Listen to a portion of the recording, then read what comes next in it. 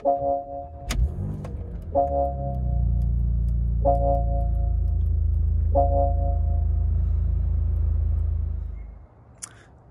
and welcome back to the channel. So in the past couple months, I think, since we bought this Macan, I've kind of received a lot more feedback on it than I really anticipated. So I figured I'd do a follow-up video to our 2-month ownership of this vehicle, and kind of the ups and downs of the ownership experience. There has been one hiccup, which I'll go over later on, that we did have to get some things addressed, but I'll go into detail about that in a little bit. So first off, quick backstory. We purchased this car a couple months ago.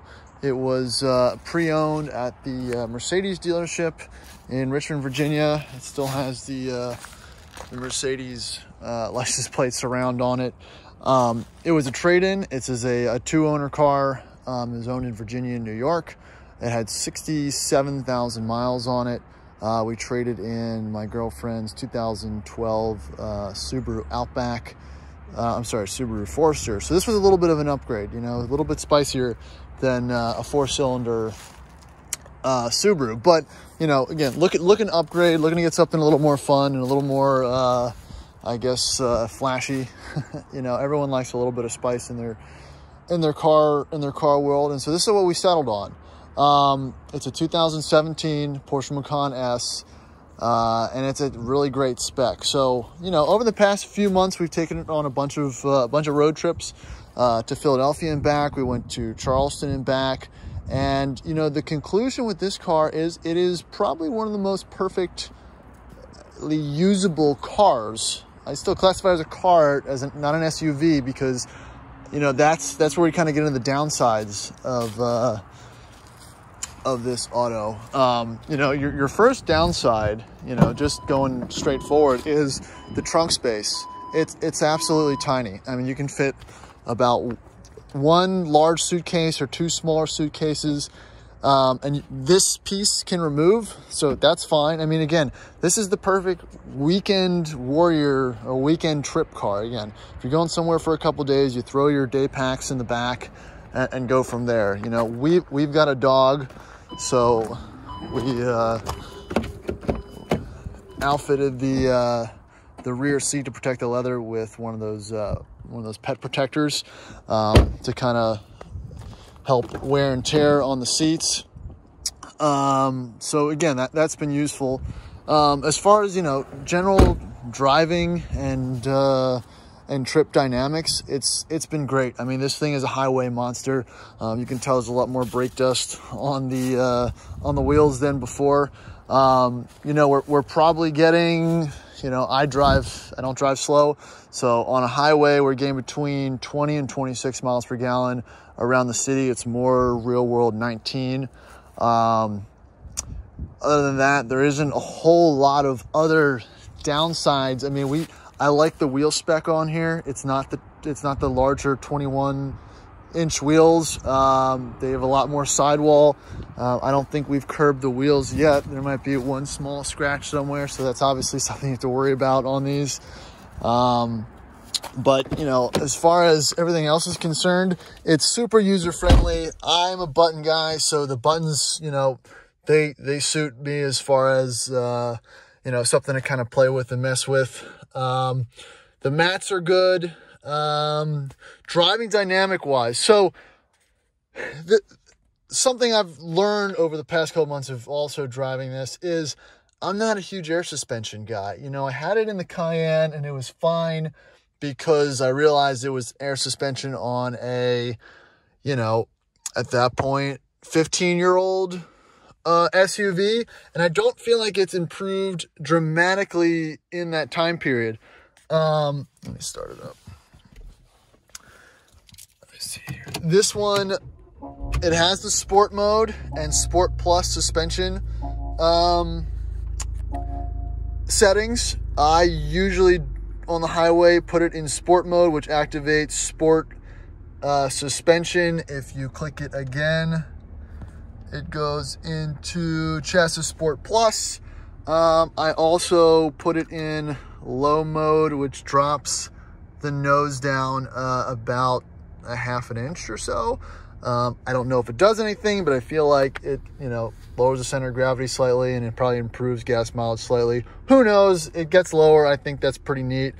You know, I haven't tried out all the modes. I don't know what off-road mode does. I'll never use that.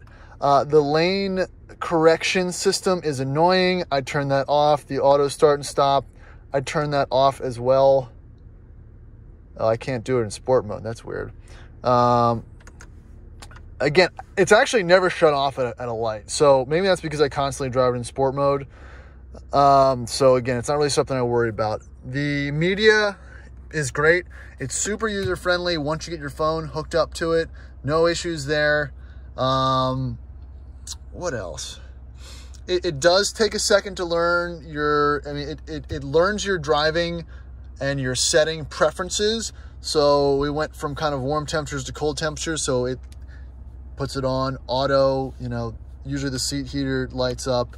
The temp kind of gets to 78-ish, and it kind of comes on when you turn the car on. So that's helpful. Heated steering wheel, great. Button is right here. Not something that you'd realize until you kind of search around. The steering wheel's not super busy, but I do like how it's kind of hidden there. Yeah, you know, again, it is just, every time you get in this car, it feels special. I mean, all the functions, how it's all laid out, you know, the little details like the stitching on the dash and whatnot, makes it just feel, you know, it feels sporty and pretty fun.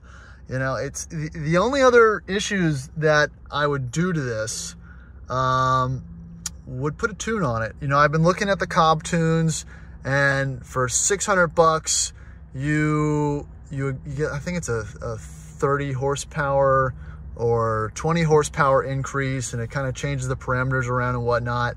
So I would definitely do that in the future, because it is sluggish from the start. It doesn't do anything, honestly, until about 25-ish, 100 RPM when the turbos start to spool. So you really got put your foot into the pedal way more than I'd anticipate. So that's kind of annoying when you're doing, you know, highway passing and whatnot. You know, if I want to pass on the highway and I want to do it aggressively, I got to put my foot all the way into it to really get it to kind of spool up, unless I downshift and kind of keep it in the, you know, hold the gears manually. So, you know, again, everyone's got different driving dynamics and styles. That's just a pet peeve of mine. I would put the Cobb tune on it, and in the meantime, at a lower price, you can do the pedal tune. You can adjust the pedal sensitivity. That would probably increase turbo spool from a lower pedal input. Like the 4Runner, if you see my other video, the 4Runner had it, and that was kind of a great addition. And yeah, I think that's really about it. You know, fuel mileage is fine, ride comfort's good, air suspension is performance on the highway is great, around town's good, all the functions are fine, everything, you know, no real issues, ergonomics are great, appearance is okay. And again, but for an interesting daily driver that does feel, you know, true to the Porsche name, this thing, it still fits the bill, and I think I'm still happy with the purchase. Any other questions or anything else you want to see about this Macan, let me know. I'm actually gonna let my girlfriend speak about it for a second, and then go into the one thing that we actually had to go to the dealership to get fixed after 500 miles of ownership. So I'll talk about that here in a second.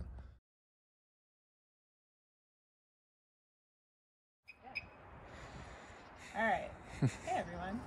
So I've had this car for about 2 months now. Still kind of getting used to it. But I want to talk about some things that I really like about it and a few things that I dislike about it.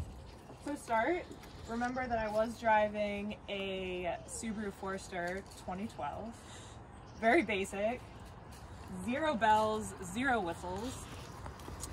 So coming in here, big difference. Start it up. First thing I like about it, the sound, but I'm not going to include that in the top 3. So, personally, because it's cold, and probably the most basic answer, I love the heated seats. One thing this car could have that doesn't is an automatic start. We like to go to the gym in the morning, and let me tell you, it is cold. So, that would be a good enhancement, but do love the heated seats, love the heated steering wheel option. I'm not a fan of being cold, so big pluses for me. Something else I really like about this car, it kind of goes without saying because it is a Porsche, but the quick acceleration. I like that when you are trying to pass somebody, get on the highway quickly, this thing zips. So definitely one of my favorite things about this car. Going into things that I don't like about it, this one's a little bit harder because there's less things. I'd say that I'm just a little bit more stressed driving it in general. I'm not used to having you know, so much money in a car, I would say. So parking it, a lot of time there's street parking, that's a little bit more stressful, but the cameras do help, and the windows do fold in, so that's also some benefits. Some other things I don't like. Let's see, honestly, coming from the Subaru, this thing is a little bit overwhelming and takes some time to get used to. So for example, the windshield wipers, there's so many settings for the windshield wipers, it's ridiculous. You have high, low, whatever INT stands for, no idea. Intermittent. Intermittent. And then you have rear, you have front, you have all sorts of things. So that definitely takes some time to get used to.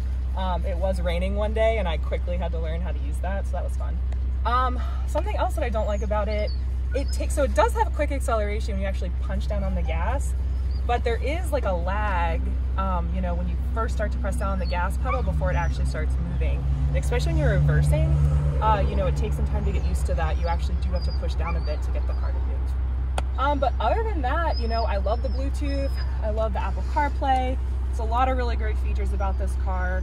It gives a lot of information. You have the gas mileage, the headlights are cool.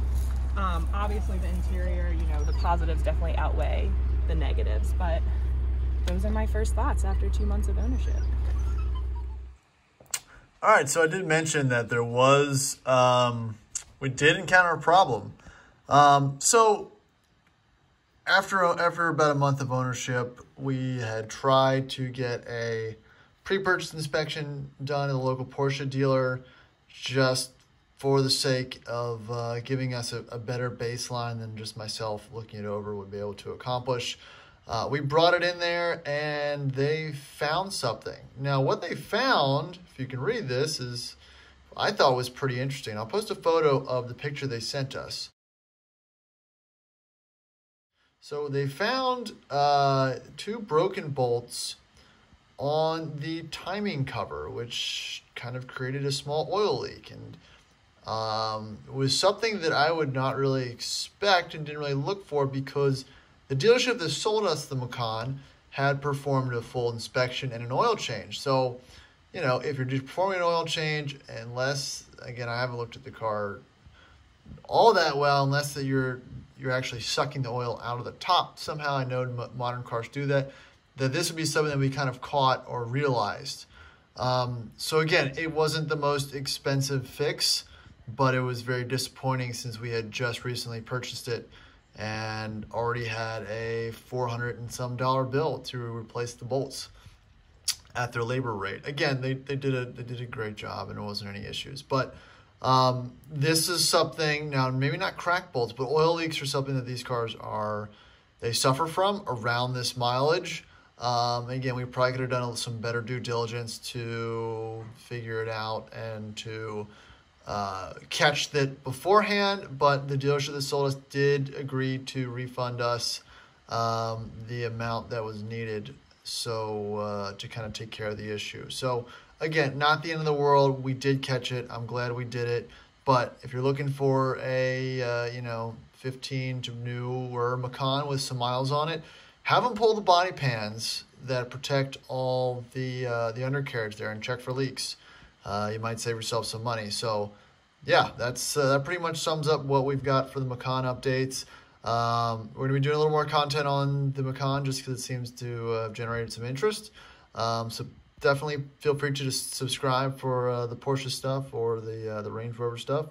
I'm trying to work on at least trying to get 500 subscribers by the end of the month. So again, any feedback is appreciated, and we'll see you next time.